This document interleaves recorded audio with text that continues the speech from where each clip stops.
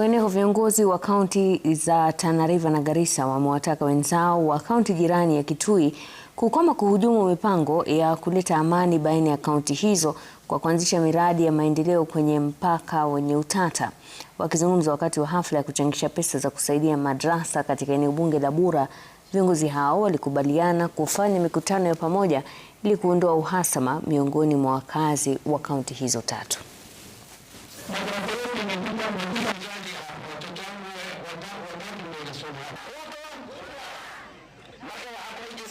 Tunapenda amani, lakini waache kutusukuma, kwa sababu kuna watu ambao wako na nia, wanajenga police stations Kaniki, wanajenga police station Konekaliti, wanajenga police station Kuriti ambayo inaitwa Katumba, stations mingi hapa ndani. Kwa hivyo tunawaambia Kitui County, sisi ni jirani wema, tunataka amani, lakini tafadhali ardhi ya Tana River iachwe kwa watu wa Tana River. Hii amani ni muhimu kwa kila mtu, wazee, vijana na wamama kwa jumla.